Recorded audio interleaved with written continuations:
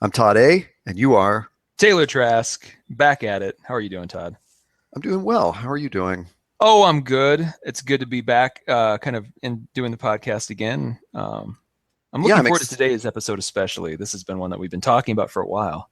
yeah, I love this. So, just to briefly recap, we recorded 6 episodes, which where we kind of covered all topics of pop culture and geek culture and movies and comic books and stuff. We love doing that, but each episode was sort of all over the map, and we ran a little wild. So we decided A little bit. to start a new season, call this season one, call the other one season zero. And in season one, we are tackling one subject at a time. So this is our second episode, and we are doing spy movies, which was a topic suggested by you. Yep. You're a big fan of one franchise that we will get to in a minute. I'm a big fan of another franchise that we will get to in a minute. But we thought it was just so fertile a topic because, as you pointed out to me, we have had as many spy movies this year or more than we've had superhero movies. It's bizarre to consider. I mean, Yeah, and there's just this enduring appeal of the spy movie genre. And then you pointed out this great thing about how that genre has gotten broad, you know? yeah. Well, I mean, we should maybe start by just asking, what is a spy movie to what should a spy movie be to you, Todd A? Like, what do you think a spy movie is today, and what are you expecting out of that as a format or as a genre? I think there's such a great parallel with superhero movies because in both we presume, generally speaking, there's a good guy who has to operate a little bit outside the law in order to tackle the bad guys. And that's just something we root for. It's like a guy that's kind of got to go around the bureaucracy or something to get things done.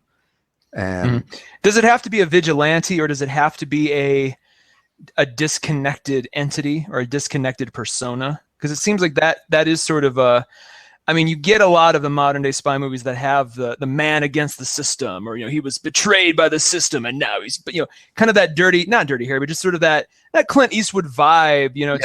Is that kind of a prerequisite for you? Do you look for that? No, I wouldn't say so because like you were saying, you had said this when we were off air, which was that this genre has become so broad that we can include something like Kingsman and also something like Tinker Tailor Soldier Spy, which we both loved, at least the recent Gary Oldman version. And what I like they're different. I like the James Bond movies for one kind of reason, where he does go outside the system. He's got to kind of, I hesitate to use the word vigilante, but I know what you mean. If you were to apply that label to him, I get it.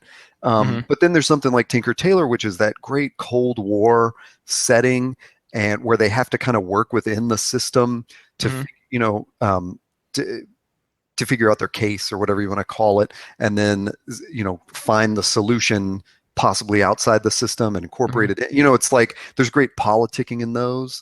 But by and large, the thing about Tinker Tailor and we can get to this later too, but that is, you still have the character of Smiley, who Gary Oldman plays. The whole movie starts with him. Spoilers: he walks out with John Hurt's character, who John Hurt plays the sort of the head of MI5, or the head of, they call it the circus, which is their slang for their version of the CIA. Those two are walking out. He takes Smiley with him, and Smiley has to figure all this out from outside the system, from outside the circus. And so it's, even though it's a quieter movie, like there's still that sort of man against the system, man against the, his former, I don't want to call it security blanket, but just his former world, he's now against, and either trying to take down or trying to fix it from some other angle. That seems to be just a trope that keeps, and I love it. Don't get me wrong. I don't think it's a bad trope. It's just one that kind of keeps repeating itself in different ways, subtle or no. And I think, oh my God, we could do another whole podcast comparing superhero movies to spy movies. But part of me, my instinct says that superhero movies are so dominated by the big two, Marvel and DC, that we're not, there's not as broad a palette that's been established, at least like in spy movies, there's such a huge, long history of novels and stuff. You can correct me anytime if you think this is off base, but there's as you're saying that about Tinker Tailor, I'm thinking like that really is as far as I know, that's sort of the John Le Carre or Le Carre. I don't know how people are saying that name these days. My dad always said Le Carre, but that author who wrote Tinker Tailor and wrote Spy Who Came In From the Cold, and he wrote The Tailor of Panama, which was one that I read. I think that's kind of like his, his milieu is like the guy that kind of abandons the system or something. Yeah, kind of, yeah. Gets left on his own. Well, and that all of that predated the modern spy movie infrastructure, Exactly. as it were. So it's that's a great way to kind of start this, because in my mind, in terms of the modern spy cinematic universe, if you will, that's sort of has existed, that you pick a movie and you can usually trace the roots either visually or character wise or just story beat wise back to Mission Impossible circa 1996. But when you think about Mission Impossible, the original movie, obviously it had the TV series to sort of jump off from, but it also had, they must have gone back to the Tinker Tailor book, to those original novels, and pulled a lot from there to inform their decision making. So it's almost like those two, the novels kind of are the first cell, the first protoplasm, if you will, of the universe, and the Mission Impossible kind of packaged it in a way that every movie since has kind of borrowed something from. And that just might be my own arrogance about loving this freaking franchise so much, but it just seems like go back to 1996. Actually, let's go on further. Let's go back to 1995. Prior to, in 1995, the spy movie that came out that everybody was talking about was not Mission Impossible. It was James Bond GoldenEye. Yeah. And that movie, was still, I enjoyed it, but there was definitely a lot that it had sort of borrowed from and kind of refreshed and recycled. So there wasn't that sort of stark difference in tone and setting. It took a director like Brian De Palma, who directed The Untouchables, to bring that aesthetic to a Tom Cruise vehicle. And say what you will about Tom Cruise. You listening at home, you might be like, Mission Impossible, Tom Cruise, ew. Forget all that for a moment. Just forget the fact that he's living in some fairy world, and just focus on the fact that he has been involved with, as a producer and an actor, these movies over the course of the last 20 years now. But he brought in Brian De Palma to put a very distinctive visual stamp on Mission Impossible 96. And from the very beginning, of that film, the way it opens up, the way it sort of takes you through that world, there are a lot of really good, quiet, character-centric moments, coupled with the really good action sequences that are meaningful action. It's not just like crazy set piece. It definitely has those. I mean, that Mission Impossible movie invented the whole parallel, rappelling from the ceiling, thing that we know of as a Mission Impossible movie thing, but also as other movies have been ripping that off for 20 years too. So it invented all this kind of stuff, but it packaged it in a way that the balance was, for me, exactly right. There was never a moment in that movie that felt like it was just added to be a spectacle moment, or added, at the expense of the story. Even Tom Cruise, jumping from a moving, speeding train in a tunnel to a helicopter at the end, that's as ridiculous as that is to say. You watch it in the context, you're like, well, of course, that's that was the only thing that makes sense in that moment. So like, it just, everything about it just kind of felt really cohesive. You had the really good actors doing their thing. Obviously had Tom Cruise, but just it had just a really good mix of everything. And I felt, in my mind, that set the stage for what the last 20 years have given us. Everything from the Bourne Identity movies to even to how they shaped and made, the shape and the look of the Tinker Tailor Soldier Spy movie. I feel, and I'm not saying they owe that to Brian De Palma, but I don't think that movie would have necessarily looked or worked quite the same had we not had all these other things after Mission Impossible that sort of have painted this broad spectrum of what a spy movie can be and should be allowed to be. Well, I think you touched on something right there, which is that like it was. I think you're right in that it sort of turned the spy genre around and sort of faced it forward. But one of the great things it did was because when I knew we were going to be talking about this, I started watching Mission Impossible 1 over a sandwich, so only got about 20 minutes through it or whatever. But once the sandwich is over, the movie's done. I don't care where it is. They should make all movies sandwich-like. But it was that great. There's real quick action piece that opens it, Mm-hmm. and then there's a longer sequence where they go to the embassy or whatever, and in that, I mean, there's probably like 20 tropes of spy movies Yep. Yep. that we have either seen repeated out, the man sitting on top of the elevator, even, Yep. Yep. tying into the computer system, but also that go backwards and tied into the whole history of spy movies. I mean, the fake fingerprint on the elevator button is such a clear nod to, I believe it's Diamonds Are Forever. Yep. Sean Connery has a rubber fingerprint that Q has given him, that fools Jill St. John, whatever her character's name is. Oh, that's right. Yeah, yeah. So there's like, it ties back and it points forward because those cliches have been or not cliches, I guess maybe they are, but those tropes. They're cliches now. Yeah. The man on the elevator, the glasses that have a camera in them, all those kind of things have been used so much since then. Like when you rewatch it today, it sort of fits perfectly in that history. Yep.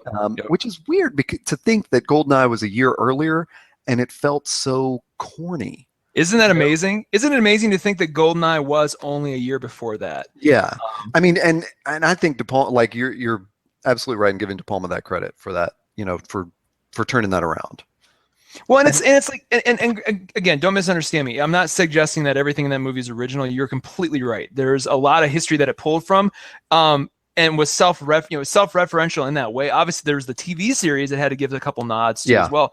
It did all that really well, but it almost acts as like the fulcrum, or the hinge, if you will, that took the best of what came before, packaged it in a beautiful contemporary way, and set the stage for the 20 years that have happened since. Like, it was that beautiful moment that everything kind of passed through that movie. And you watch it again today, I feel, and a lot of people will argue with me on this just because they see old laptops or old phones, but ignore the technology part of it, and just the way that movie is shot and the pacing, I still feel it holds up really well today. Man, those laptop shots, I'm serious, sometimes look like you're watching CSI. Yeah, just a few years ago.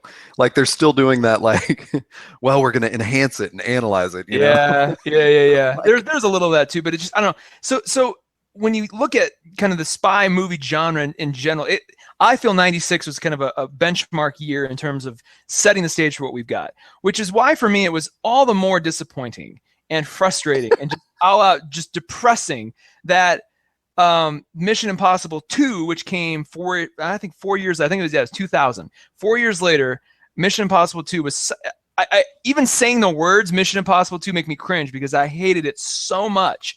Everything I loved about the first one was completely flipped on its head and was not present in the second one.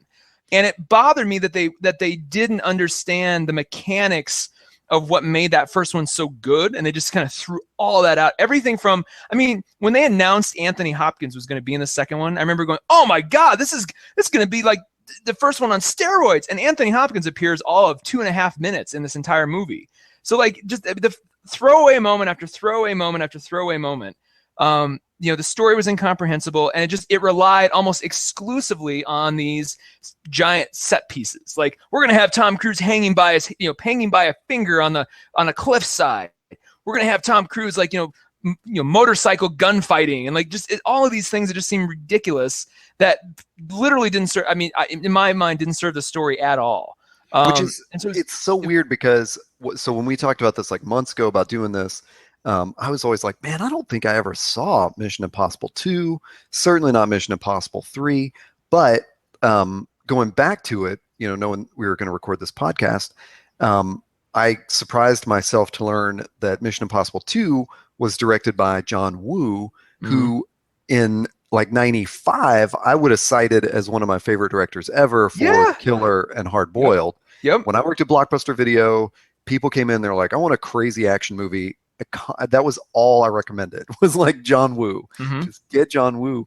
And so I sort of have a memory that is possibly not true of being excited to see Mission Impossible 2 because I knew he was doing it. Yeah. But the other thing that is so weird is that in that time between Mission Impossible 1 and Mission Impossible 2, there were 3 more James Bond movies Oh, that were that's right. all in the vein of Goldeneye. I mean, it's not like I Yeah. remembered all this. I had to look this up knowing we were talking about it. But, um, those Brosnan movies never, they didn't really change in tone, I don't No, think. no. And And so they certainly didn't like really become Mission Impossible movies. It was sort of like they had defined their style and that's what they were. yeah, And so I think when Mission Impossible 2 came out, it was like, here's another opportunity for the Mission Impossible franchise to redefine itself as kind of the modern spy yeah, movie. yeah. They got John Woo on board, but maybe they just sort of missed the envelope. Like maybe they just gone too long without a sequel that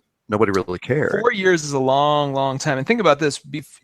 When Mission Impossible 1 came out, we still hadn't, I think we had just had the summer before we'd had Batman Forever, the Val Kilmer one. And then we hadn't had Batman and Robin yet. So Batman and Robin hadn't existed and The Matrix hadn't come out. So Yeah. those 2 things happened in the time between Mission Impossible 1 and Mission Impossible 2. So that just right there, that's a big kind of like, there's something unsettling about that and just knowing that.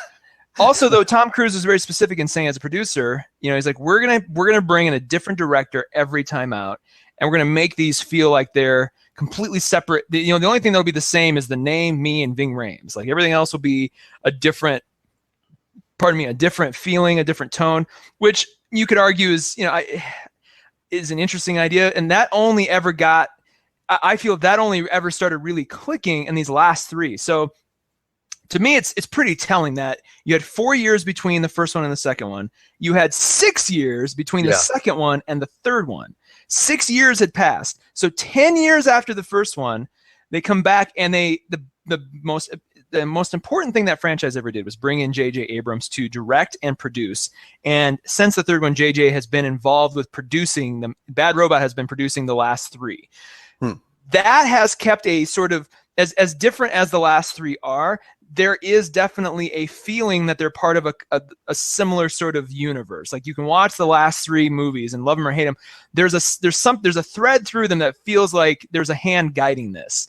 Where you definitely didn't get that from 1 to 2, and you obviously didn't get that, fortunately, from 2 to 3 because we're just going to pretend 2. It's almost like they're saying we're going to pretend 2 never really existed. And what's really cool about the last 3 is there's always a moment in each of these last 3 movies where they will reference the first one in an interesting, meaningful way. It might be a cameo from a character from the first one, or a repeat, or a sort of an homage to a moment in the first one that's very clear and very deliberate, which makes me happy because it just makes them go. You can tell they love that first one. They love the franchise and they love that first one, but you don't ever see, they don't really reference anything that happens in the second one as canon. They don't really reference it, but they do reference the first one quite a bit.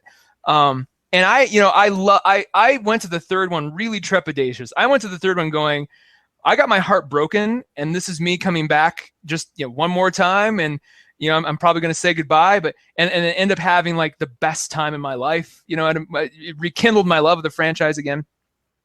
And you got Philip Seymour Hoffman doing what he's doing. The third one is what the second one should have been, in my opinion. Like if you're going to cast, big actors in the second one and use them correctly, like you did Philip Seymour Hoffman. My favorite one, though, I think, as much as I love the first one, Ghost Protocol blew me away so much. I mean, the Ghost Protocol took the balance and the intentionality of the first one and took it to its next level. So it's definitely more action oriented, but that's okay because it definitely leaves moments for the quieter moments. It just feels really cohesive. There's a lot of really gorgeous international locations.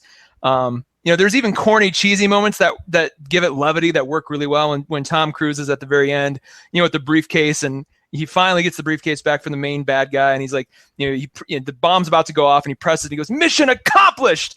And he presses it, and it doesn't work. And then 5 minutes later, you have Ving Rhames sitting there going, "Did you actually say mission accomplished?" Like just little moments like that. And the fact that Ving Rhames only appears in the last 5 minutes, and there's kind of like this. There's a little subtle dialogue back and forth between him and Tom Cruise to make you as the audience go, "Oh, that." They're sort of digging on the fact that Ving Rhames wasn't in this one. So like little things like that worked really well. Rogue Nation, which came out this summer, which kind of teed up this whole episode, I liked too. I didn't like it as much. I felt it. You didn't like it as much as Ghost Protocol?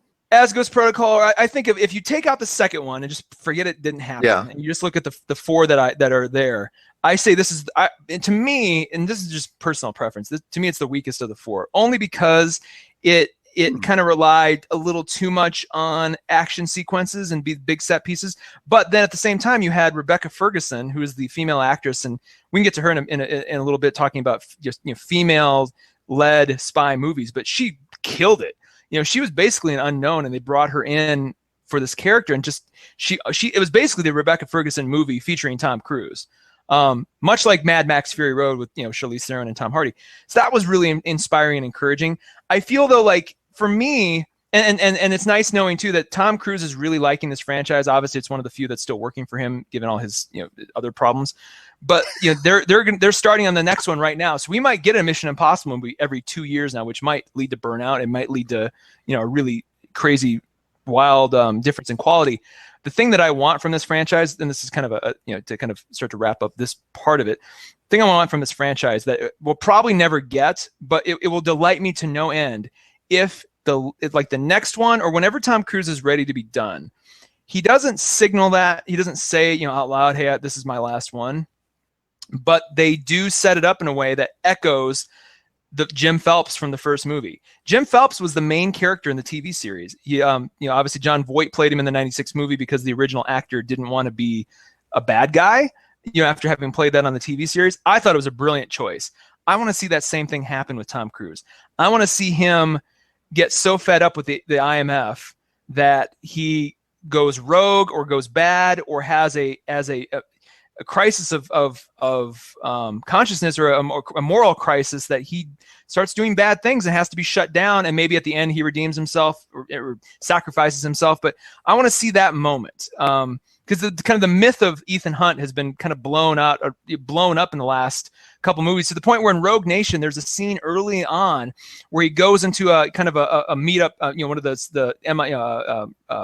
IMF sort of sanctioned meetup places, this record store, and he goes up to the record store clerk, and she's he gives her the secret code, and she looks at him like, oh, it's you, like I've heard legends of you, Ethan Hunt, like he's been everything from a rock star agent to an instructor at one point in the third one, like, so that's cool, but I feel like he needs to go through another. It can't just be the unstoppable Ethan Hunt the entire time.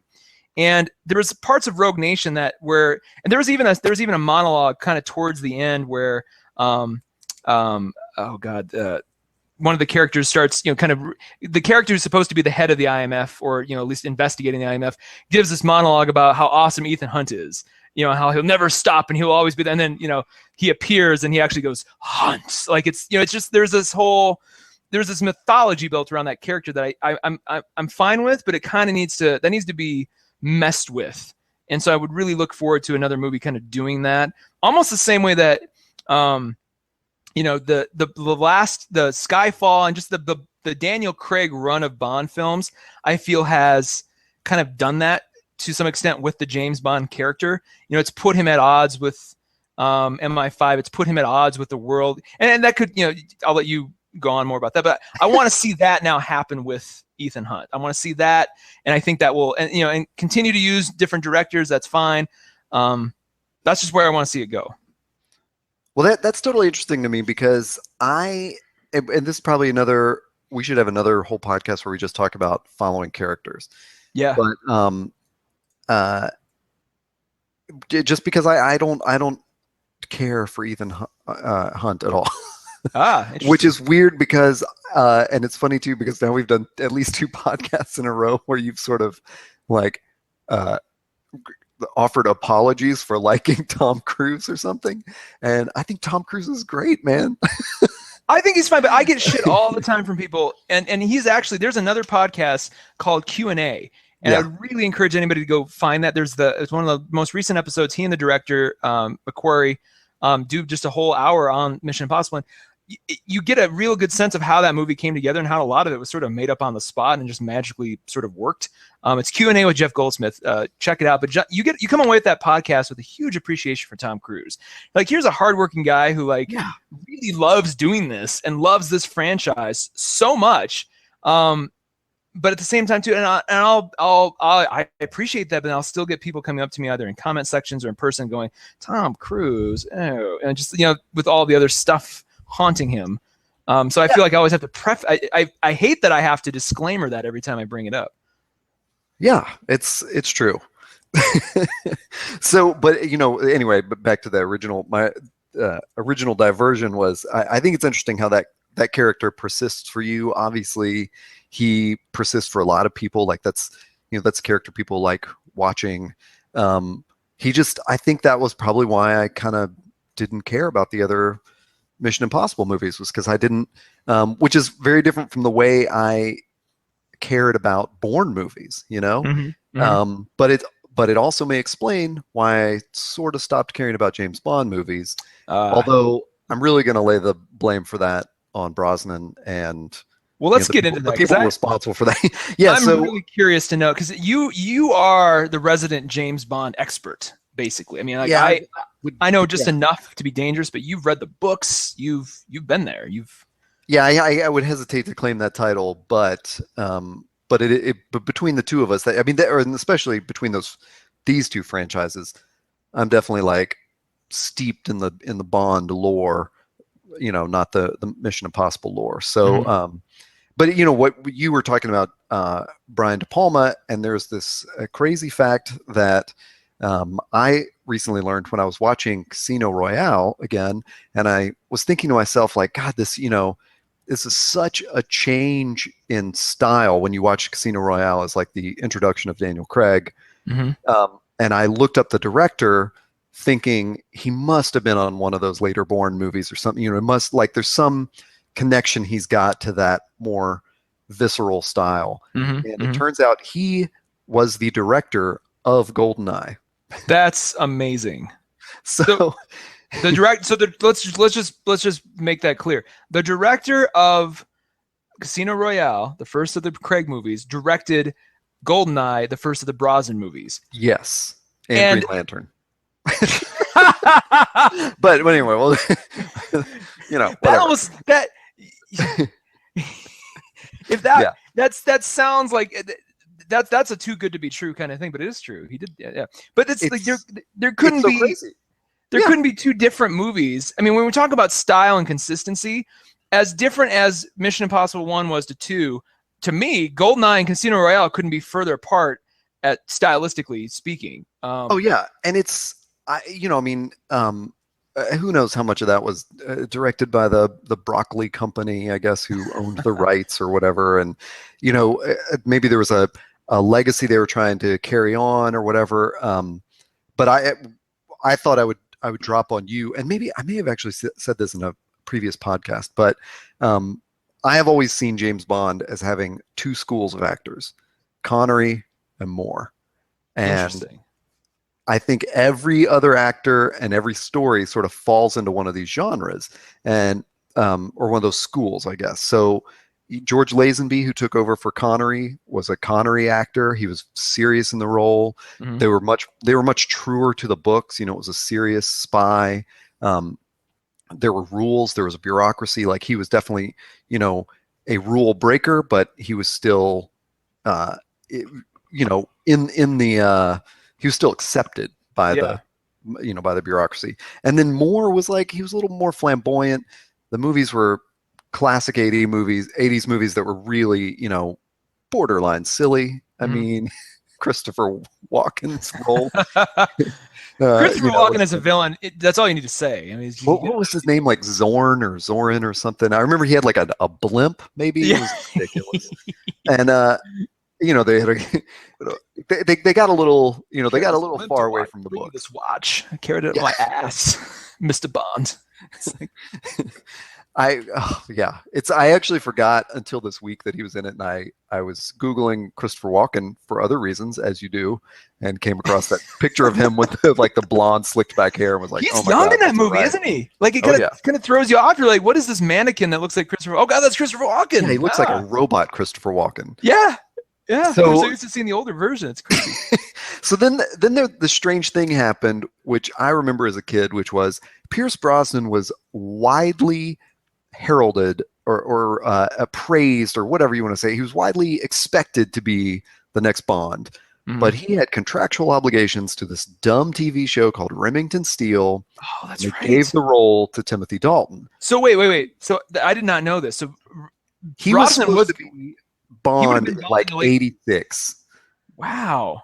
Yeah. That was always meant to be. It just happened a little late. I had no idea. Exactly. So he missed his opportunity. So there's this great, other story of like, that's amazing. How he would come back to the franchise. But Dalton, and I didn't like the Dalton movies, and I didn't see him. Although the bits I've seen of them, I recognize Dalton as a Connery actor. Like they were serious again, Yeah. And they weren't silly. Yeah. And I think it's also worth pointing out there's this weird rights dispute in the 80s where Connery came back to the Bond role twice. Like he was James Bond for like 3 or 4 movies. George Lazenby did On Her Majesty's Secret Service, I believe. The famous one where Bond gets married. And then Connery came back and did Diamonds Are Forever. Then he lost the role or he didn't lose it. He just gave it up, I guess, and Moore took over. But then Connery came back and did Never Say Never Again during the Moore years, which was some weird, like, on the Wikipedia page for James Bond, you don't even see Never Say Never Again. Really? Because it's just not canon. But Gotcha. it was the one with like great. The Peter Cushing Doctor Who episode, the Doctor Who movies that people acknowledge, but they're like, that's because they were standalone movies that had nothing to do with the show, and it was weird. And I assume so. But it was just like there was the Broccoli Company and Albert Broccoli. The Broccoli Company. So just to know that James Bond was at one time produced by the Broccoli Company. Always produced by the Broccoli Company. Always produced by the Broccoli. Like, is it spelled like the food, or is it spelled like in a more cool Eurocentric way, like BROCHELY? I'll tell you this. I don't actually know how you spell the food now that I'm thinking about it, but I think it is. There's no H in it.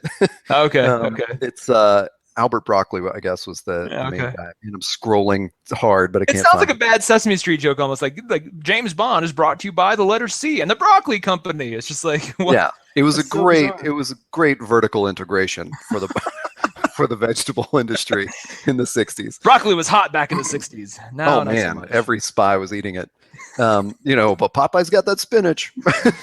What are we gonna do, guys? Synergy. There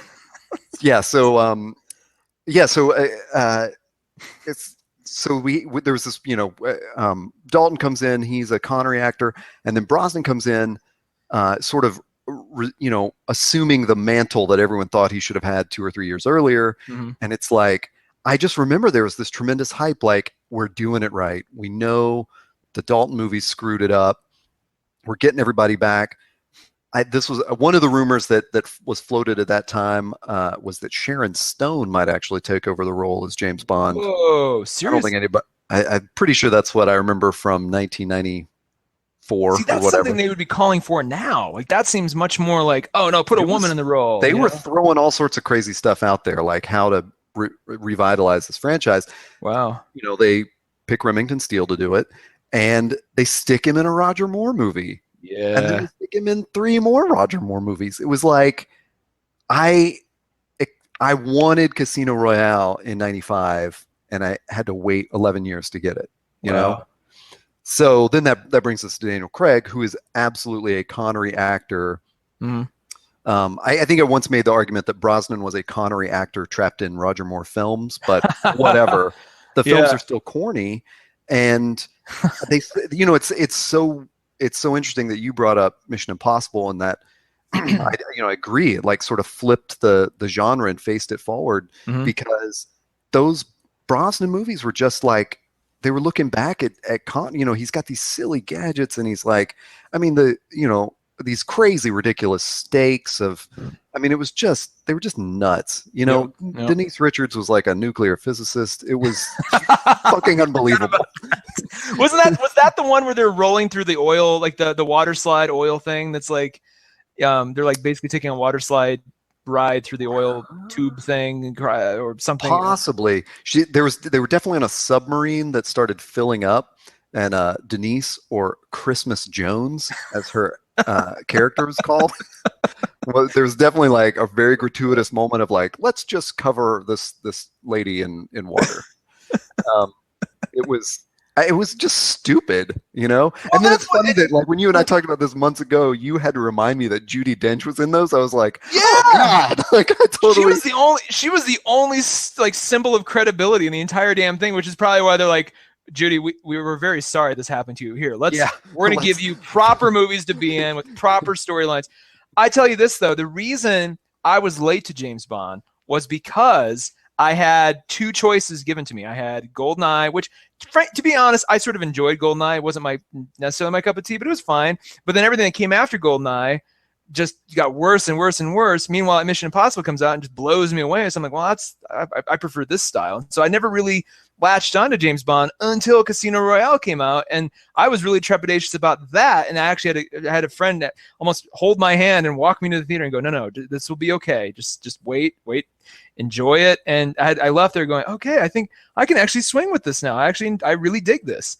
But here's my question for you: is it true that Casino Royale and other movies of the Craig franchise are more true to the books or are more based on the books?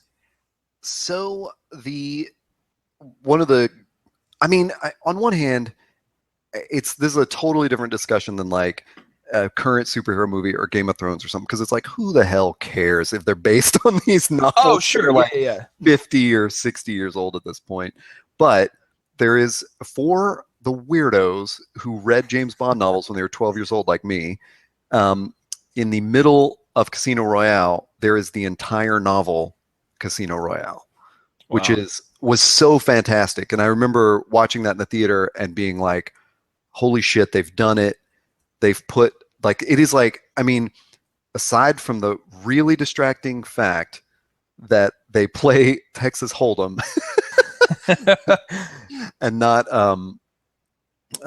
Baccarat or whatever that crazy French game is that they play in the book, that it was based. Wait, did I say that right? Yeah, Baccarat. That they that whole story. He gambles. Le Chiffre or whatever is his opponent. The eye bleeding thing. I think all of that is from the novel. The torture, that specific torture of like having James Bond sit on a bamboo chair where they've cut the seat out of it so that they can whip his balls. Mm-hmm. That is straight out of the book. Damn. That was one of the most compelling things about that was the moment in this franchise where I'm like, holy shit, this is like one of those James Bond now. Where you're like, some dude wrote this in the 50s, you know? Yeah, that's and it still holds up because that shit is scary. And like, you know what the stakes are. They're really, really personal. I don't know why movies have to turn it into like, you know, what is it? I can't remember the Brosnan Die Another Day that I just saw on TV, or Tomorrow Never Loses, or whatever the stupid movie was, where he there's like a North Korean guy who's gotten plastic surgery to look like this redheaded English guy, and he's invented this like heat laser that's gonna burn up the demilitarized zone. It's like outrageous. There's a problem. There was a problem for me. Those movies hit their nadir and ridiculousness when they were basically indistinguishable from Austin Powers, which was, you know, in its prime at the time. Like, no, and you looked at, and you're just like, is there really a difference? Which, by the way, not to tangent, I don't want to tangent too much, but like, that's why I freaking loved Kingsman so much, because you may not, I don't know if Kingsman is qualified as a spy movie, but it was such an obvious sort of send off of a lot of those, you know, those kinds of tropes. But in a violent, real way. So it took a lot of that ridiculous stuff. You know, Samuel L. Jackson has a lair, for God's sake. They even sit down and talk about that. There's a meta commentary and all that stuff inside the movie. But then, you know, people are getting like, their heads are exploding. All these kind of like crazy, all this other stuff's going on. It's like, it's bonkers all across the board, but I love it because it's like, they just decided, they're like, we're not going to be precious about this at all. Yeah. We're going to take kind of our favorite stuff of the most ridiculous Roger Moore style movies and just make one big thing out of it, you know? Well, and which comes from the team that gave us Kick-Ass, you know? Oh, of course. And so it's definitely that subverting the genre that they're still, that they, you know, they respect the genre and they want to be in it, but they're, you know, they're definitely subverting it and stuff. So I never saw Kingsman, but I was in the Comic-Con panel for it in Hall H, whatever year that was, Mhm. and was super excited about it. And then 6 months later, whenever it came out, I was like, Aw. I'll catch that later. It's But yeah, totally I mean, I just remember those previews and hearing Mark Miller talk about it and stuff, and being really impressed. Or did Edgar Wright? No, it was Matthew Vaughn. Matthew Vaughn, right. I don't know why I got that confused with him, but It could have been. I mean, honestly, it's got a lot of tonal stuff that Edgar Wright is known for. So I would have been confused if I had known that too. Let's go back. Why do you not put it in the spy genre? I mean, you probably can. I mean, there's spy stuff going on. It just feels like it's not. It feels like that's the sandbox they're playing in, but that's not the story they're telling. Like the story they're telling is this kid having to deal with his life, and you've got Colin Firth's character sort of filling that void and making good on. And it's like it's like they went into a spy toy store and got all that cool stuff, but that story doesn't necessarily have to be. I mean, and I'll probably get yelled at later on by people who are like, "No, absolutely, of course it's a spy movie." Part of it is too that it's so bonkers that you kind of like. That overwhelms any other sort of genre that it could be, because it's just you never know what's going to freaking happen. Like halfway through, I don't want to spoil too much, but like halfway through, there's like an intense, amazingly choreographed but horrifically violent fight scene in a church between Colin Firth and normal church-going folk, and you're just like, what the hell is happening? Like, and those kinds of moments just kind of keep popping up, and you got Samuel L. Jackson with a lisp, and like just there's all this craziness. So I don't know. I think tonally speaking, I'm used to, when I think spy movie, I mean, and if that is considered one, it's on the absolute most ridiculous. It's a spy movie as much as Austin Powers is. That's, if you want to count Austin Powers as a spy movie, fine, then Kingsman counts too. And kind of tying this back briefly to Bond again real quick, having, last year seen Skyfall, and what that and what that can be, and what that taking spy movies to a whole different world. I mean, Skyfall is, if you like Casino Royale and you wanted to see all of that same stuff like amplified in terms of the action and the pacing and the care to detail and all the while resetting the Bond universe to what you are normally aware of with the regular characters and all that stuff. Like Skyfall does all of that and gives Judi Dench this amazing character arc. Like Skyfall was everything plus, we're sorry, Judi Dench, that you had to be in these Pierce Brosnan movies. We're gonna send you off in the classiest, most amazing way possible, all the while making the best Bond movie we've ever made. Here you go. Like, and remind me, have you not seen Skyfall yet? Or are you still? I have still not. So, which is why I want to shrug off the mantle of the James Bond uber fan. That you need to add that to your list. I mean, I think it's still. It's been on my list. It is not available for rent on any of our modern present day systems. It's not on Netflix still? I thought it was. Nope. No Netflix, no Amazon Prime, no Hulu, no HBO. Whoa, I mean, it's just gotten taken off then. That's crazy. It's bullshit, man. A tiny rant here. That is so outrageous that whoever owns the rights to any movie like that would not just make it available for rent on one platform or another. I don't care. Yeah. Well, it's weird that they would deny it this close to the release of Spectre. It's almost like, and it's some dumb marketing move, I'm sure, where it's like, let's pull it off for a while, let's put it back on a month before the movie or something. But it's frustrating as hell when it's like, I mean, come on. I mean, let's we can get any movie we want to see. There's ways to get it. Oh yeah, Might as well just make it available. Idiotic because it's looking to pay $3 to rent this for weeks now. Yeah, you waited too long. Apparently, they're like, nope. Now no one can watch it. Todd didn't get in. They were watching you specifically. Like, well, no. It bugs me though, because think about how many people who hadn't seen it yet but want to see Spectre, and they're like, oh, we got to get caught up before we go in, because what Skyfall does. There's many things it does really well. For me, Skyfall, tie it back to, again, 96 Mission Impossible.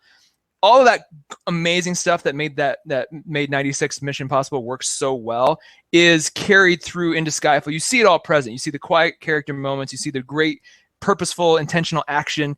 You see the very subtle introduction of characters that you are aware of from the series, but they're not bombastic. However, you have Javier Bardem playing a sort of more bombastic of the Daniel Craig era villains, Javier Bardem's character is probably the most dramatic, but he still has a grounded sort of sense about him. And he's only introduced halfway through the damn movie. So it's almost like the movie it's one movie and then he shows up and then it's another movie and it still all fits together in the end. But it leaves you, at the end of it leaves you with the classic Bond universe restored. You have Ralph Fiennes as M. You have the secret layer, kind of their underground bunker thing back again. You've got Q who's back, and he's a younger kid. It's Ben Winshaw playing Q. So it's like all that's, and you have Moneypenny back. Like all that stuff is back. So if you went into Casino Royale going, this isn't James Bond. Like if you're used to all those trappings, whether it be from Sean Connery or Pierce Brosnan or anywhere in between, and you missed all that. That's all back now, but it was reintroduced. They earned it. That's the best part. All that stuff they earned every step of the way. So when they leave you at the end of Skyfall, you're like, holy shit! All this makes complete sense. It wasn't just ham-fisted in. It was it's all very much earned as character moments, as story moments. I loved it, and so now I am on board for the James Bond movie forward. Which it's like they found a way to hook me in, which is so interesting because to me that what was so genius about Casino Royale was that they left all that stuff out. Yeah. And it was like, we're going to make a bare bones James Bond movie. So we're not going to make those mistakes of the Brosnan movies. Yep. And to me, that was a great hook for Casino Royale was not having, gadgets, not having Q, not having, Moneypenny, or I can't even remember if there was a, if M had a secretary or anything like that. And I think Ava Green kind of facilitated that role a little bit. She was like the money counter for M, Well, wait, she was Vesper though. Yeah. So she's But Casino Royale is to the last Brosnan movie as Batman Begins is to Batman and Robin. Right. Tonally, it did a complete tonal shift. It stripped it away of all its excesses and just like, we're just going to tell this story in this way and we're going to make it look gorgeous. And we're gonna flip the switch on what you think this is. So I am stoked going into Spectre. Like and you throw Christoph Waltz in there, who as much as Javier Bardem was like the most dramatic, exaggerated character in a very grounded way, Christoph Waltz kind of takes that one notch more. So I feel like what I've seen that Spectre trailers is they're like, okay, we've got the world reestablished, we've got you hooked in, we've got you. Former naysayers hooked in.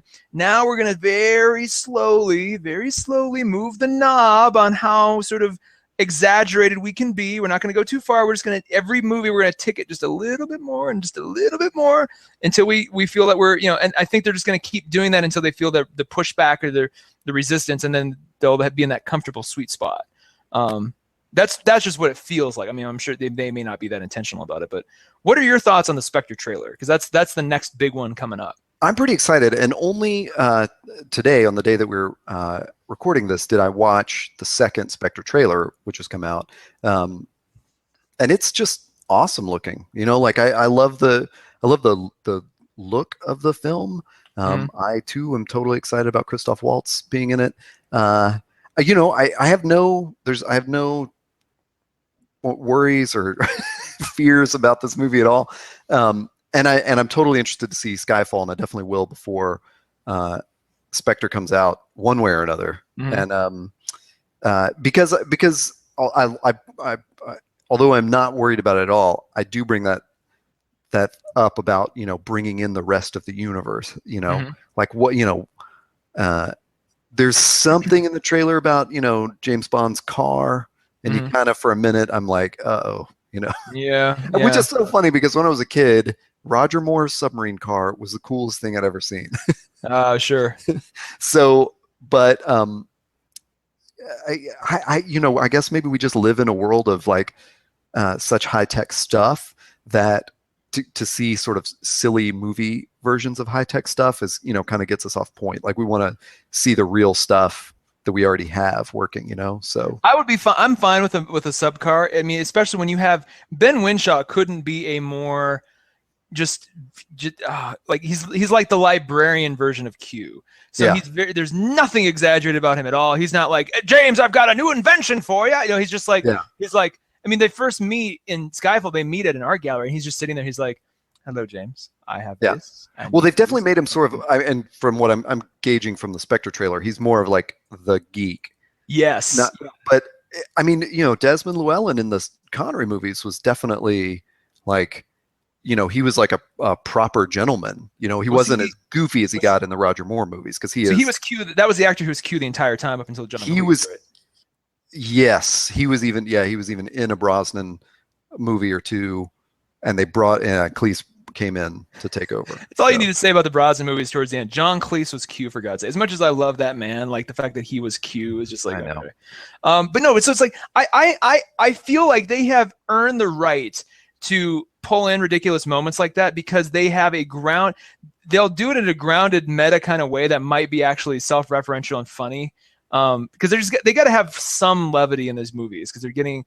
I mean, Skyfall is very serious and very dark. So it had, when they can find these moments, I'm fine with that as long as they're probably just they're like, okay, we're gonna just take the knob just a little bit more and just see. They'll really come down to me though. It'll come down to Christoph Waltz. If he's, I love that man too. He's an amazing actor, but this looks like the perfect opportunity for him to basically go, to go on full on Hans Landa again in a movie where that may not be appropriate. So. Like, Yeah. where he's like, "Hello, James. I'm petting my cat as I look at you I from no, I my haven't chair." seen the cat in any of the trailers. Is there? I know, thank God. Okay, And okay. there is no cat yet, but I'm just like, if this, and they're like, "Well, he's not necessarily Blofeld." I'm like, he's wearing the freaking Blofeld costume. That just shows you how invested I am because I had to go when people were like, "He's Blofeld." I'm like, "Who's that?" I had to actually go and look that up because I just didn't care about James Bond until now.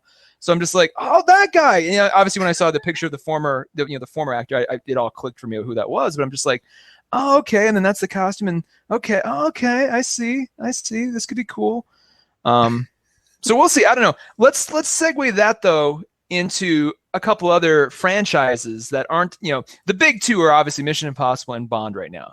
But it's kind of the second string, if you will. We've got the Bourne Identity movies, which have been kicking around for a while. I'm such a huge fan of like as much as Mission Impossible kind of brought you into it, like the Bourne movies, which I probably haven't seen any of them in the theater because I kind of caught on like a year late or something. And Sure.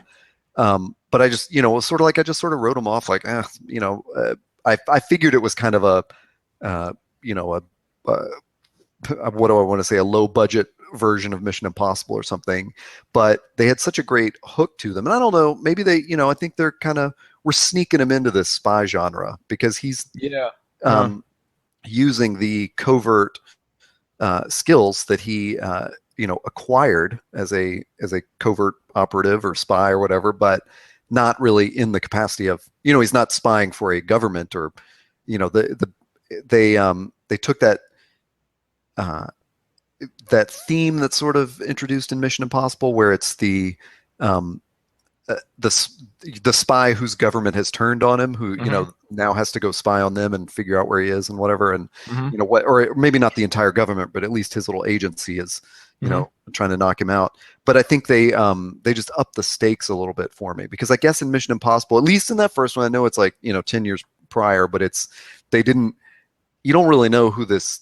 Is it really the IMF? Is that really what it is? Yeah, it's the Impossible Mission Force, which in the first movie, they basically used it as a substitution for CIA. They never said, I mean, they said CIA because at one point in the movie they have to break into Langley, and they're like, we're going to break into the goddamn CIA. So it's like, oh, so that is a separate organization. You get the sense that the IMF is just more of a secret circle within that, and then it just gets a little bit more ludicrous as time goes on. But well, and as much as I don't care for Ethan Hunt, like I don't ever feel for him.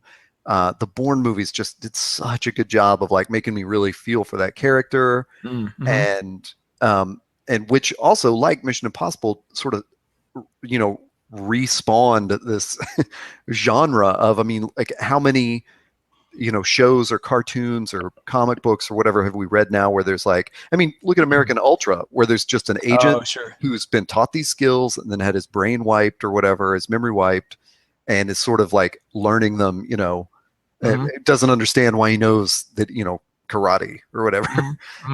But the Bourne movies had such a good, like, I don't know, they had such a good personal impact. I thought Matt Damon was so awesome in them, and they were so visceral in that action, which I'm sorry to use that word again, but just it was like when somebody got punched in those movies, it was like somebody got punched. It wasn't a silly Foley effect, where some guy goes flying across the room or something.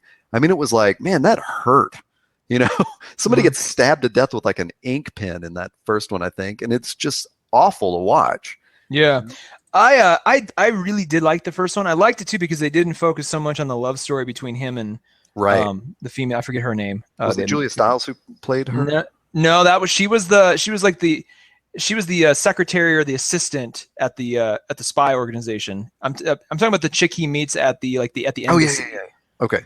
Like the Mina Jojovic looking chick. I apologize. Potente, yeah. Yeah. She's great. She was in Run Lola Run, right? Yes, her. Yes, yeah. She's fantastic too. But like, the whole time I'm just like, oh god, when are they gonna kiss and all that? And so even at the end when they reunite, spoilers, there's not that dopey scene of them like, oh god, I love you. Like none of that. It just was like, hey, we went through some shit together and we're close now, and we should just stay close. And I have a reason. Jason Bourne has a reason to kind of go on now. And it was so like, and just that very reason. And then Bourne Supremacy, she is killed, and it's like, it was just so heartbreaking, Yeah. But again, it wasn't that like giving us the happily ever after or whatever. I mean, it was just, it was just really real and just really there. I liked it, Yeah. I mean, well, that was good. And then I sort of the first one, and I liked the way the first one was shot. Yeah. For whatever reason, the second one just got the shaky cam got to be a bit too much for me personally. I remember there was one, I was sitting in the theater in St. Louis watching it and just got nauseous. And so I don't know, I should probably rewatch that second one. The third one I liked because it really concluded the story. So for me, the idea of bringing Matt Damon back, I mean, there was that fourth one that Jeremy Renner was in, which I don't know. Yeah, which ties them into the Mission Impossible universe, I guess. Yeah, that's perfect. Yeah, Jeremy Renner is the missing link between these two. Man, wouldn't that be amazing if they somehow found a way to tie Bourne and Mission Impossible together in like a super event?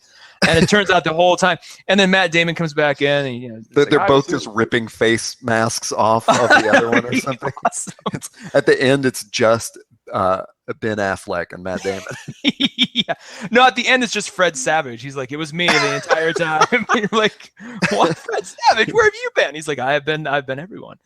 And then he takes his mask off, and it's like, and then you go as far as you want. But no, it's like that fourth one with Jeremy Renner. Now they're doing a new one with Matt Damon again, which is puzzling because unlike James Bond, unlike Mission Impossible, they gave Jason Bourne a very distinctive arc that has ended. So I don't know what else he has to do. I mean, he's still kind of out there in the world, and doing his thing. So they could call him in, almost like Liam Neeson style for hire, maybe. But I don't think, is it going to be as compelling now that we know everything we need to know about him? That's a good question, and I never saw the one with Renner in it, so I don't really know. If I recall correctly, the Renner one did have a cameo by Matt Damon, so that's what I was going to ask. But yeah, he does appear in it, right? But he's like a public figure at that point. Maybe I haven't seen underground anymore. I've just seen the trailers, and they're like, "Hey, Matt Damon, remember him?" And now Jason or Jeremy Renner. I'm like, "Oh, yeah. Okay, I don't care," but all right. It's funny because I mean, I certainly hope they're not getting away from those things that I liked about the first three. But but obviously, there's a reason I didn't see the Renner one. I wasn't so invested in that. Story thing, it was like, no, I come to see this to see Jason Bourne, not just Hawkeye playing Jason Bourne. Oh, poor Jeremy. I love, truth. I mean, I actually really liked.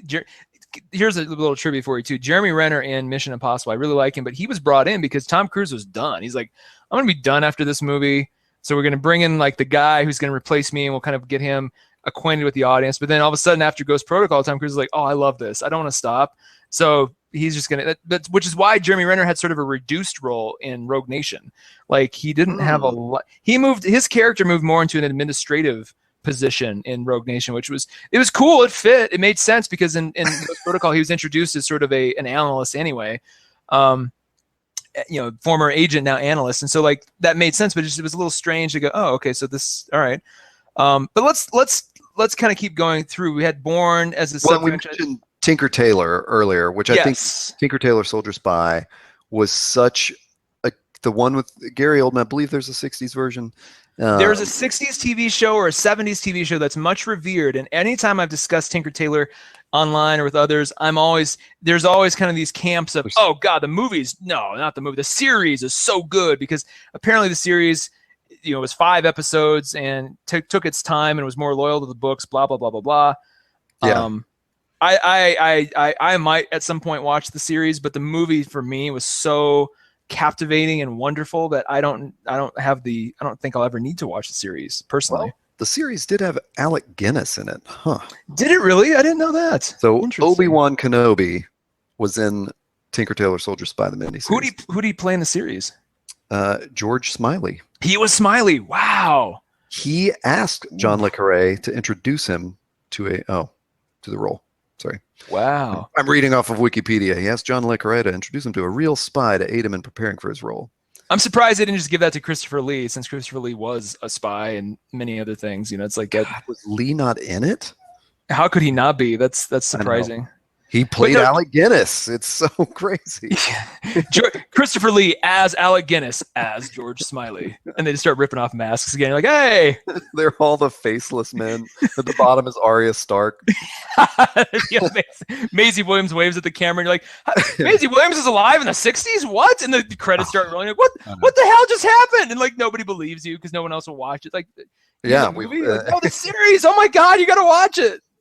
Like, well, I love the movie with Gary Oldman. I thought it was so well paced and tense, and you and I've talked about it separately before, and probably on podcasts. And it's one of those movies that stands out to me too because I saw it in the theater, and it was this great experience of going to. You and I both talk about like good movie theater experiences. Yes. Yes. And this was one that I saw. At one of the luxury cinemas where I was in a leather recliner and had a beer. Ooh. And it was like, oh, I'm an adult enjoying an adult film with other adults. Like it was just there's no kid because the theater I went to was like there were 21 and up theaters where you could have alcoholic drinks. So it was great. It was quiet. It was so, it was just a beautiful experience, a really well shot and well acted film, and man, I loved it. And I also all-star cast too. I mean, all-star. You had it's a who's who. I mean, other than Harry Potter, it's a who's who of British actors. Everything from Cumberbatch to Tom Hardy to obviously Gary Oldman, Toby Jones. Like you can just go on and on and on with the actors that are in this movie. Is there just a thing where they go, we're making it a movie set in England, give us the Harry Potter cast. Yeah, basically. And they're all in Game of Thrones. They're all in Harry Potter. They're all Colin Firth. I mean, like you just the heavy hitters alone. Man, Colin Firth is so good in it. Some of these guys in it too had very minor roles too, and they were very content fulfilling their job. That gives me really good appreciation for. I have a huge appreciation for actors when I see those kinds of caliber of British actor in that movie where it's like I have this very small role, but I'm going to make it as interesting without overshadowing. I mean, they just do their solid job, and the movie's better for it. Nobody's trying to. Everybody kind of fits in their slot when they need to. The thing about Tinker Tailor that really, the trailers for it were really well done. I remember seeing the trailers going, and the trailers, truth be told, made it seem a little bit more action-packed or exciting than it was. I'm not sad that didn't happen. The movie we got is fantastic, but I went in kind of thinking it might be a little bit faster. Yeah. But pretty quick, they make it apparent that this, from the very first shot up through the opening credits, when John Hurt starts off as the head of the circus or the head of MI. I'm going to assume it's MI5, which is England's obvious. If you don't know what MI5 is by this point, quit listening. But like he's because we've been talking about James Bond this entire time. Like I'm kind of. Well, he's actually in MI6. MI6. I'm sorry. Well, okay, never mind. Screw me then. So like, it's just it's the Secret Service versus the I guess the unsecret circus or circus service. Circus. Well, John Hurt's character is dismissed, and he takes George Smiley, who's played by Gary Oldman, with him. He's like, Smiley's coming with me, and Gary Oldman's like, I am, and they basically leave. They quit, they resign the same day. And as John Hurt's walking through the entire, they track him walking through the entire building while they do the opening credits. So you get right away the tone. They introduce a lot of the characters in that scene, because you'll get a camera glimpse of Benedict Cumberbatch, you'll get a camera glimpse of the other guys. So it's like it introduces so much so fast that you're like, that's this kind of movie. Oh my God! So you're forced to, or invited to, I should say, concentrate and dig in and really, you lean into this movie pretty hard.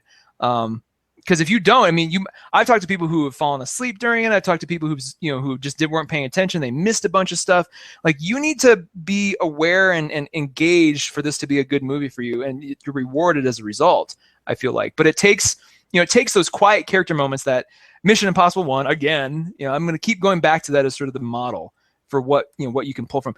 There's a lot of those quiet character moments. I am imagining two scenes in Mission Impossible 1, the scene where Ethan Hunt and Jim Phelps are sitting in the train station, and Ethan has figured out Jim's not a good guy anymore, and they're having that quiet moment, and they're having that back and forth sort of, like, that scene felt like a Tinker Tailor scene, with those two guys having this sort of moment. It had dramatic music behind it, but it was still a very quiet character moment.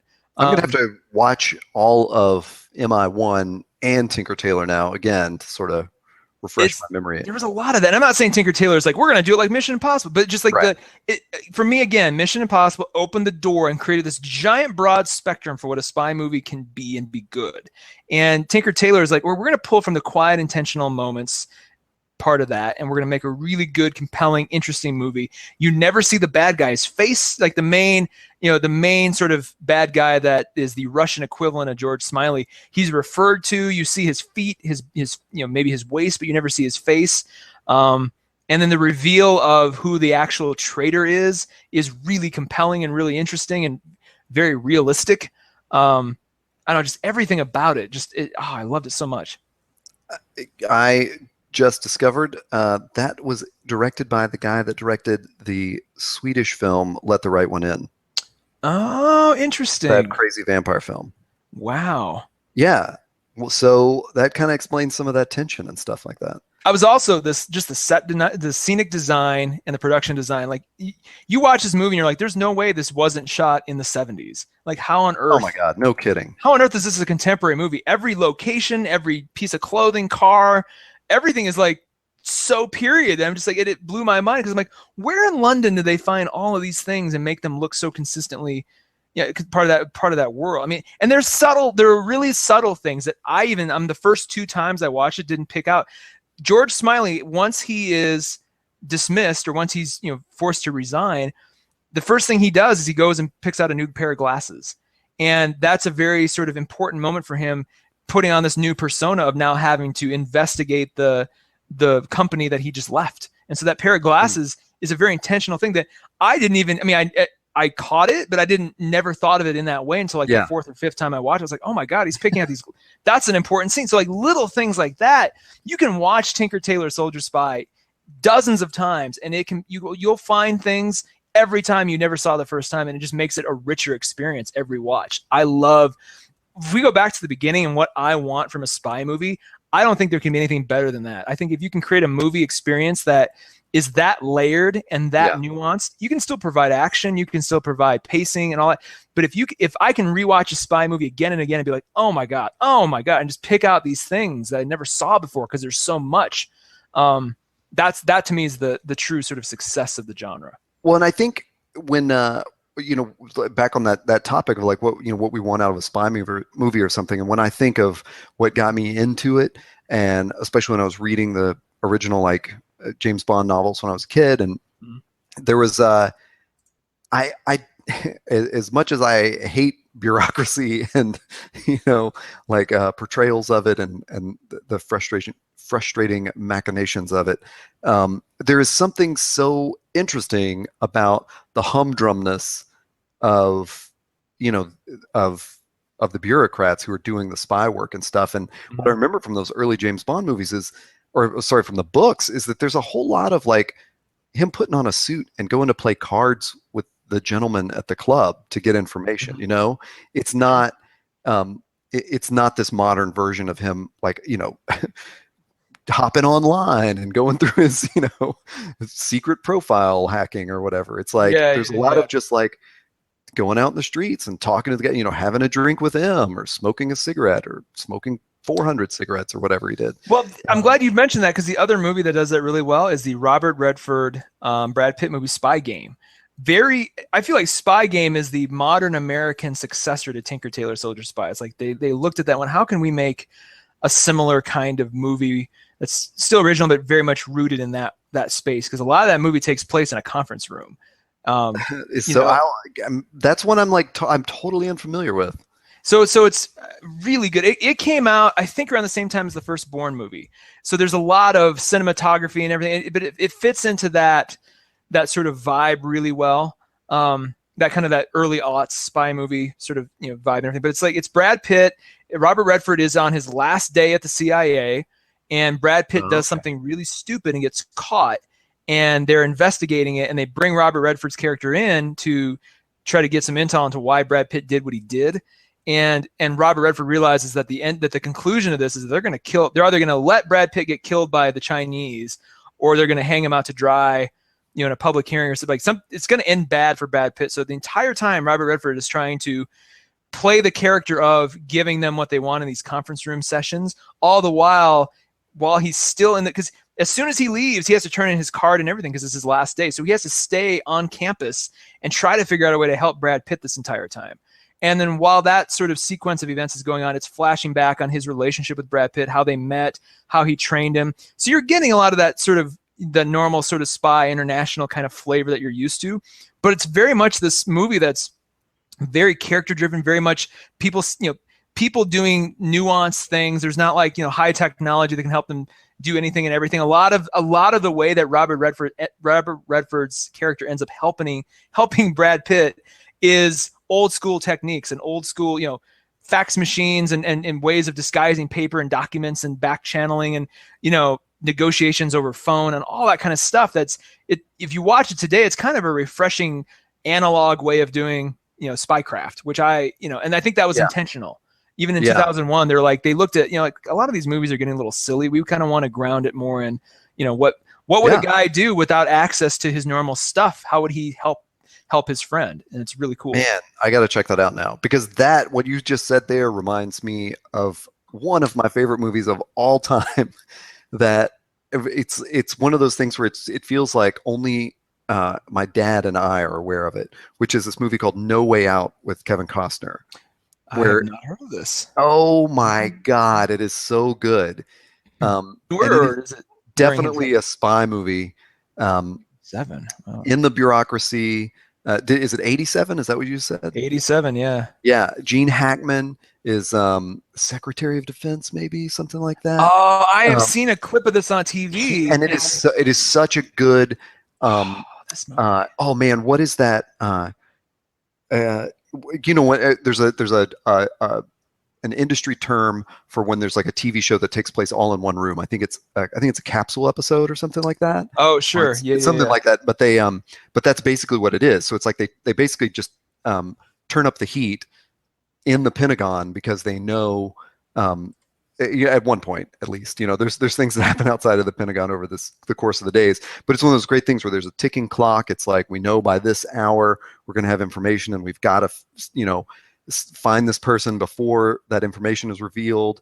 And then at one point they literally like lock the doors of the Pentagon, to search for this guy. And wow, it is so tense and it is so well done. And it's got, it has exactly what you described in Spy Game, where it's all the sort of, there's, God, now that I think of it, it's just so genius. There's a bunch of the gadgetry of spycraft, the computers, and there's a photo scanner that's scanning in a picture of their suspect, and there's a printer that's printing out this list of gifts that they need, but it's all sort of that 80s stuff. So it's going very slowly, and it's literally like, I guess, underground. And so all the actual action of the movie is interpersonal, Mm-hmm. And I for most of the movie, Kevin Costner doesn't even have a sidearm. Like there's no, he's not even carrying a gun. Like, and he's running around in his dress whites because he's in the Navy. And it's just that perfect blend of like of the the machine in motion and the bureaucracy and a guy trying to fight his way out of it, and then it just has this amazing twist in it, and it's just so man. good. All right, we're And gonna have to each go off. You watch Spy Game, I know. I'll watch that because I have seen maybe a clip of that on TV. Couldn't sit down and couldn't watch it, so I vaguely totally worth it, with because if you're it's one of those totally that you can write off, because if you don't know that there's going to be a good payoff, it's kind of like it starts out kind of slow. It's you don't really know what the point of it is, but it definitely captured that into the Cold War paranoia and just matched it with this this. I mean, it's just such a great sensibility. So it's really, really worth checking out, and I would definitely include it in the spy genre. I mean, it absolutely fits in the spy genre, even though at first you don't know how. And I'm 90% confident it's on Hulu. So nice, even better. Because that's where I last watched it. Like in the last year, I've watched it. So well done, Hulu. Hulu's about to get a bunch of Netflix stuff too, FYI. And they're about to get rid of commercials. Yeah. They're finally. Well, what's the sad part about that is Hulu. The original version of Hulu, there was a non-commercial part of it that was there for like a brief little bit, and they took that away. Right. Anyway, I'll have to definitely check that out. Let's talk though. So those Spy Game and No Way Out are two spy movies that never really intended to be franchises. There was not like not like this impetus to be like, this is going to be Spy Game. There'll be Spy Game 5 and 6 eventually. And that was never part of the plan, and I appreciate that fact, because when it's done, the story's done, and you have this definitive sense of that, and you can appreciate it knowing that, okay, these characters are going to go off. Anything else is in my mind's eye. That's awesome.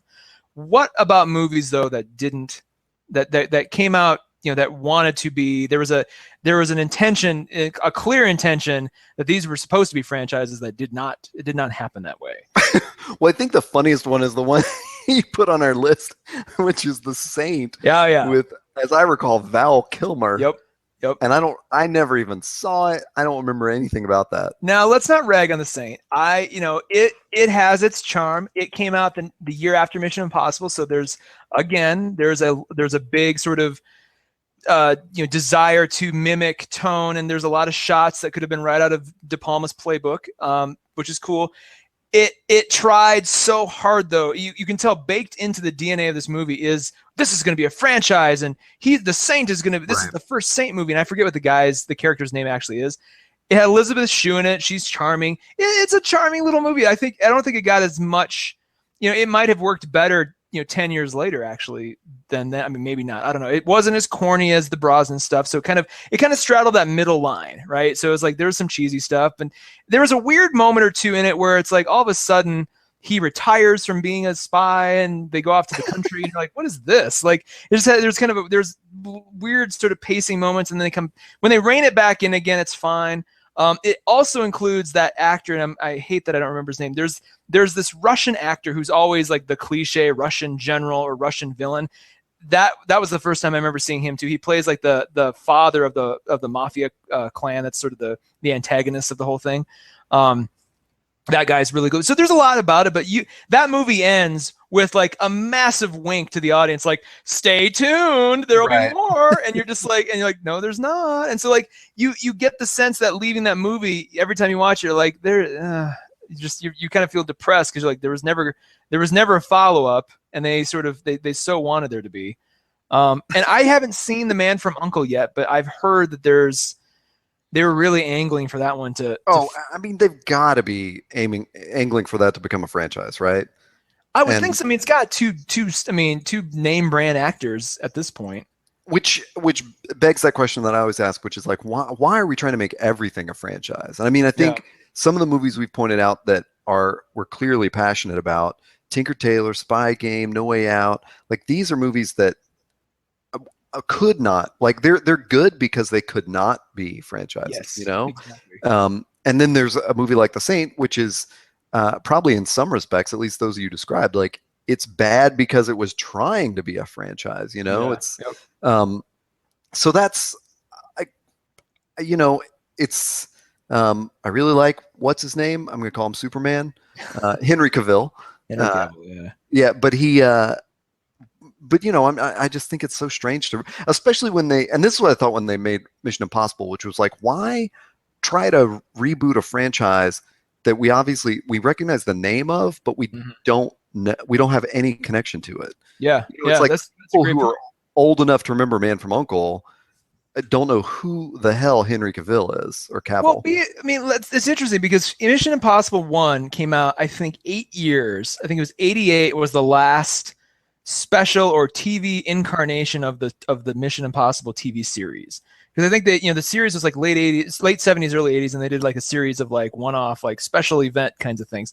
I think that last one was 88. So there's if you're paying attention, there's some carryover there. I never watched the TV series until after the fact, so. Man, I had no idea it went on that late. I went to the movie fresh. Like this is my Mission Impossible. Man from Uncle. Like I didn't even know that was as kind of tuned into this stuff as I am in pop culture and just these kinds of things. I had no idea that was even a show. I was just like, Man from Uncle. I thought that was just an original. I was kind of excited because I'm like, oh, cool, an original spot. Oh no, it's not. It's a rehash of the show. I mean, I'm sure it looks good. I'll probably see it in the next week or two, but I just don't. These movies that try to be franchises from the outset, there's, especially when they're like, if this makes money, we'll keep going. And they sort of plant those seeds in there, but either be confident and purposely, cut it off to the point where like, there has to be a second one because the story has not ended. Like that, I respect the hell out of that. If that's your intention, tell a story in 4 or 5 parts or 3 parts or whatever it is. Do that. Don't be like, well, we like this and we hope you do too. And if so, like I feel like the Man from Uncle might have some of that. Well done or not. That might be. I'm gonna harp on this, like bringing up resurrecting shows from the dead to be like new. It's we'll have some Hollywood episode where we'll have to talk about that a little bit more and why these properties that studios own, they just feel like they have to make a film probably to preserve the rights or something for all eternity or whatever. But whatever you were just saying reminded me that they actually remade the Mod Squad with Claire Danes. Did they really? What? Yeah, she was in a movie called The Mod Squad. When? Oh man. What alternate Earth was this? I don't even 2000s or something like that. I don't remember this being a thing at all. Oh, was that during like the Charlie's Angels heyday where they're like women action hero stuff here? Claire Danes, what are you up to? That's a good point. It might have been Charlie's Angels. Well, it was 99 and it had Omar Epps and Giovanni Ribisi in it. So of course there was definitely, and it was whatever, who cares? I don't understand. I don't get remaking that stuff. But I guess the other point is because it has to be like Mission Impossible where you get 3 films in before you've reestablished like a new timeline, It's, if you do fade out with the one, The Saint was a remake, That's true. or a reboot.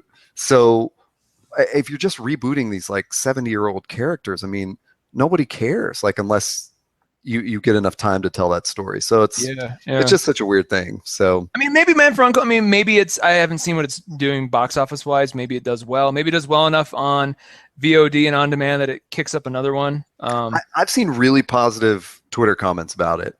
To the point that I'm sure of at least one person I follow who has seen it a couple of times. And oh wow. So I feel like that's a pretty good endorsement of like it's a solid film. I'm gonna be really picky though. That kind of a movie, just the way it's presented to me in marketing and trailers, it feels more like a really solid fall movie and not an end of summer movie. And I don't quite like. That's the kind of thing that I would love to see like a month from now. I'm sure they had to position it because of Bond and sure fade out of the the superstar that was Fantastic Four. They're probably like, where else were we supposed to put it? Like that was literally the only spot that made sense. Like exactly. Probably. And you know what? As you talk about fall movies and we talk about these realistic movies and stuff, one that we forgot from our outline when we were talking about this episode is Tom Hanks Spielberg have a new collaboration coming out called Bridge of Spies, which is another Cold War story, which I am so excited about. God, I only saw the trailer for that the other day. I forgot all about that. I forgot about it too until we were like in the midst of talking, and that's one I'm really excited about. But the other big question we posed, I don't want to get too off the topic with that, is where are the female-led spy movies? Yes, because it definitely seems like that is a missing component. And the one that I immediately threw out when we were talking about this was, this is such an amazing opportunity for Marvel to do Black Widow as a spy movie, as like a dark, quiet, no superpowers spy movie. No Hulk shows up, no no Asgardian demigod flies in, changes the weather, but just do it right. Like just do a Cold War quiet movie with Black Widow. That would be so amazing. I forget where you stand on this, but that was probably my favorite moments from Age of Ultron were the flashbacks on Natasha's training, like in the Red Room or whatever that was. Like I'm like, ooh, this is wow. And you get to see kind of what she had to go through at a young age and all that. Kind of like, show us more of that world, where she's behind the scenes having to make these tough choices, deal with her past self. You can have the trope of agent against the machine or agent against the system. I mean, the Marvel world has kind of set that up to be a recurring thing whenever they want it to be a thing. But I would even want to see, personally, I would want to see a Black Widow movie pre-Avengers, pre-Iron Man 2 even, where we get to see, so there's not even to accommodate your need of no powers. Like, let's drop her into a world before any of those people even showed up. So there's no excuse. They can't be like, why is the Hulk not there? Like, this is before all that. And Scarlett Johansson's still young enough to play, 8 to 10 years younger. That will be, no one will care. As much as I do agree with you there, there's no way that Marvel's going to do that. The way that the MCU is running forwards at all times, they just can't, go back. The MCU, it feels like to me, the MCU is they are sort of sensing the burnout factor coming, and it looks like everything from this point forward is going to be about how many characters can we put in a single movie at a single time, and it's all going to consolidate like the reverse Big Bang. It's going to be the big crunch, and it's just going to end every. I'm really curious if Doctor Strange isn't going to feature 4 or 5 other characters in weird cameos or something. It's just like they're trying to hamstring that in. But I would love to see. And I was thinking when you mentioned female-led spy movies, I started thinking back, like, we really haven't had in movies anyway. Hardly anything. I mean, Rebecca Ferguson in Mission Impossible Rogue Nation this summer was amazing. She's probably the best part of that movie. Which makes me want to go out and see it, because it's definitely that feeling of like, as I do like Tom Cruise movies. Yeah. But I don't run out and see them. And I just, I like him in a movie when I see it. But to know that there's something else drawing me there besides Jeremy Renner and Tom Cruise is like, oh, that's a great reason to go see it. So you could have taken, honestly, and I'm sure someone will do this. There will be a fan edit of Rogue Nation without taking Tom Cruise out, where it's just Rebecca Ferguson doing her thing, and like it would still be a movie. It would be a cohesive movie. So I would love, and so God bless them for doing that. But I was like, other than that, like, when was the last time we really had a female-led spy series or spy movie? And it was, the movies, there's not much, but TV, obviously Alias was that's a great kind of the big one. And J.J. Abrams, J.J. Abrams, which is why I wish, and maybe he was partly responsible for, because he produces all the Mission Impossible movies now, maybe he was responsible for Rebecca Ferguson. I'd like to think so. I don't know anything about Dollhouse, but I know that was Dollhouse. Yeah, that's a good one. The various versions of La Femme Nikita or whatever it's called now, like those all do it. You could argue that's good. Yeah. Another weird thing that's like, been retconned or rebooted or whatever from its, the original French film, like so many times. And it's such a weird property to hang on to, but God bless them for making a female centric, action piece like that. I mean, Sarah from Chuck, the show Chuck, was pretty badass. But the thing about these characters, Rebecca Ferguson's a very pretty woman, but she's not like, it's not like they threw Jessica Alba in that role. There's somebody who's like, hot first and an actress second. Like Rebecca Ferguson's like actress first, pretty second. She's a beautiful person, but she's an actress. You can tell that. And I keep thinking, like, what if I feel like we sort of missed a perfect opportunity to put someone like Emma Thompson, in the early 2000s, throw Emma Thompson in a leading role in a spy movie. That's not like the Avenger, like the British Yeah. Avengers or something like that, where she's twirling an umbrella or something. Like, put her in an actual movie where she has to use classic spycraft and makeup and personalities and all of that stuff, that really low key stuff with no crazy technology. Put her in one of those. That could have worked really well. She could have been Jason, female Jason Bourne at some point. And when we started brainstorming about this, that is what The Debt is, if you haven't seen it, where it's Helen Mirren as an Israeli agent. Seriously? Yep. That exists? That concept is and it's on Netflix, and she's recounting a mission that she went on in the 60s or 70s. And so in the flashbacks, it's Jessica Chastain as or as I know her, Blythe Dallas Howard. Bryce Dallas Howard. I am not Jessica Chastain. Blythe Dallas Howard as Jessica Chastain as Helen Mirren. You've heard that song, by the way, the I'm Not Jessica Chastain song. I have not, but I have Go to YouTube. When we're done with this, go to YouTube and type in I Am Not Jessica Chastain. There is a music video that exists that sounds like Bryce Dallas Howard singing it, to the point where her father, Ron Howard, thought that she had actually made this video herself. And she's singing about how she's not Jessica Chastain and how everybody confuses them. It's really funny. Well, she is in The Debt.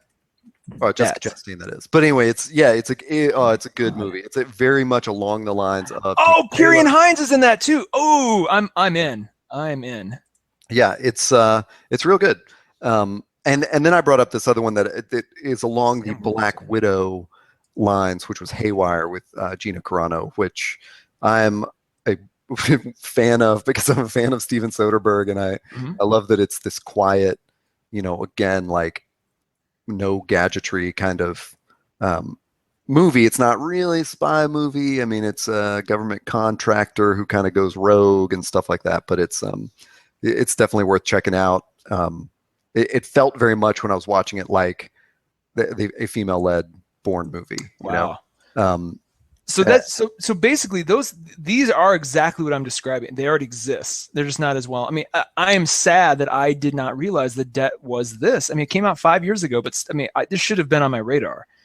It was weird. It was way under the radar. I have no idea why I ended up seeing it. I saw it in the theater. But it was definitely under the radar. Do you think that the reason, do you think that the spy genre in its popular form, like when people think of spy movies, that there's just this institutionalized, it has to be a dude, like we just can't.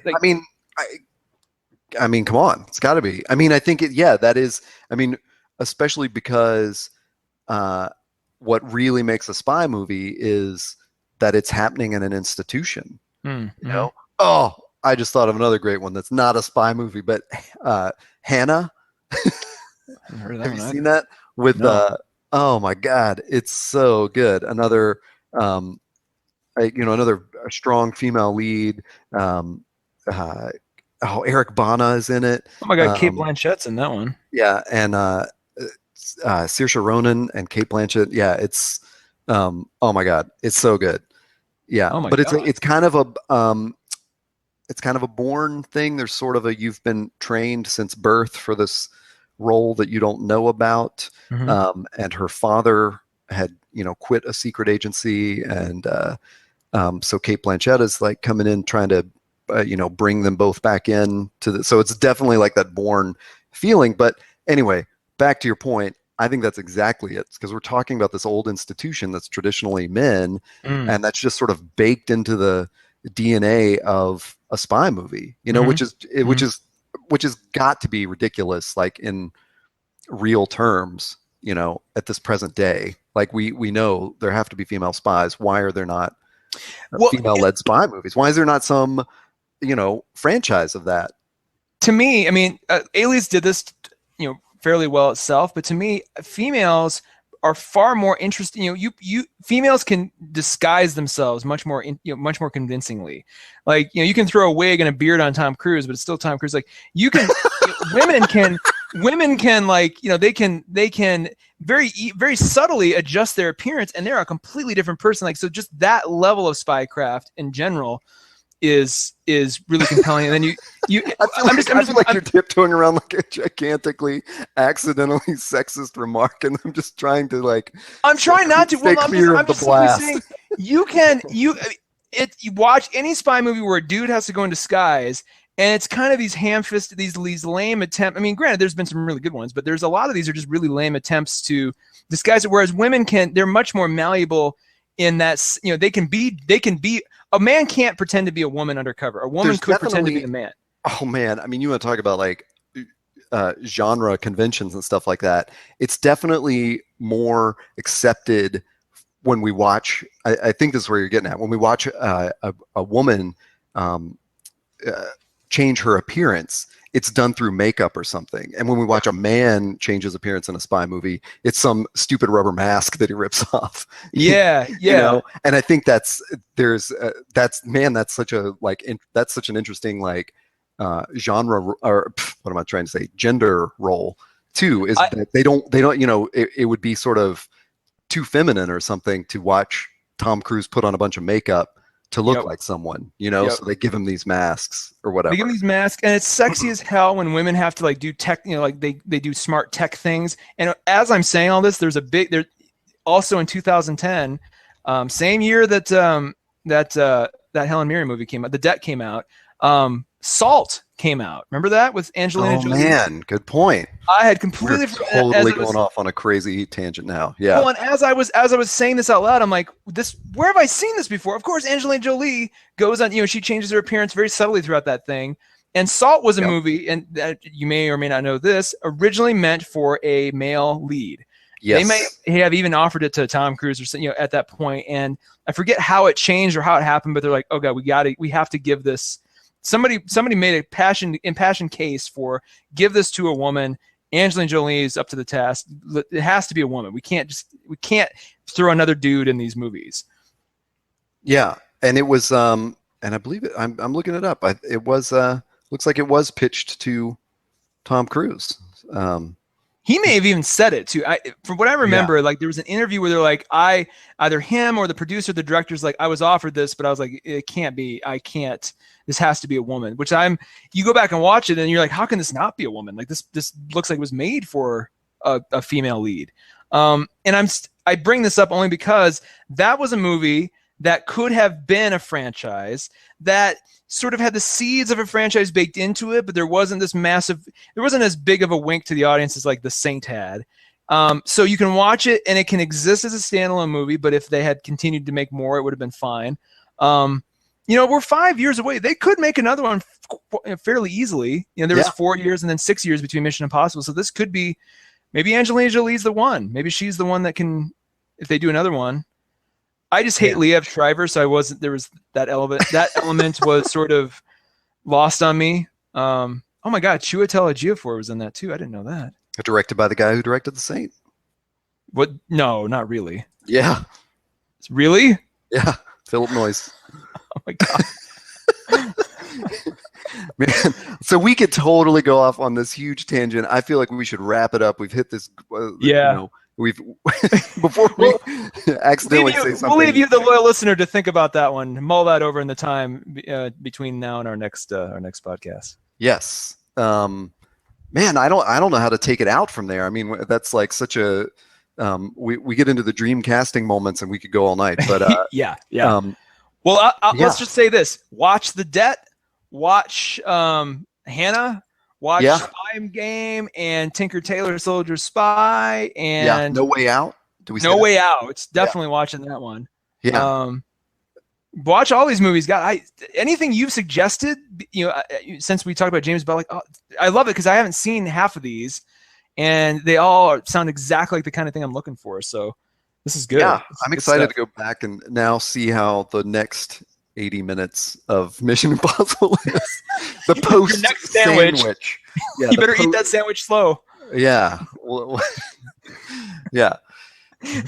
You're like, I was like, there was something really exciting, but I just ran out of mayo, so I had to stop. I'll tell you what shocked me from not that we need to keep talking about this, but it was like the Mission Impossible comes on, you know, I'm biting into the sandwich, and fucking Emilio Estevez shows up, and I had totally forgotten that he was in that movie.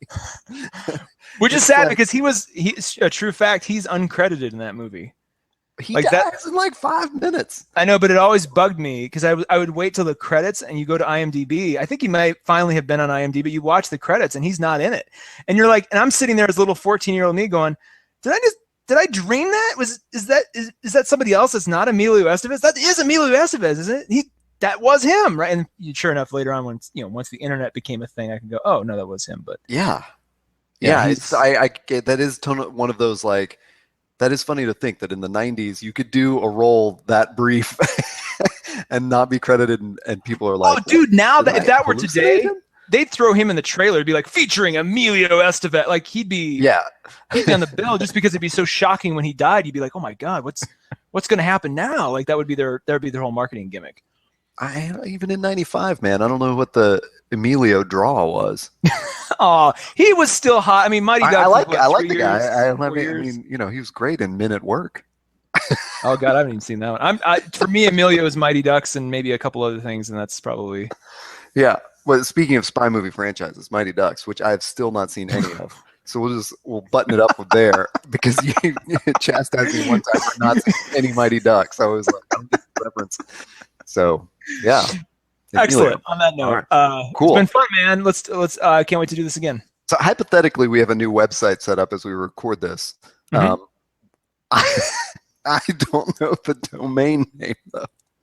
ToddandTaylor.com. Yes. Okay.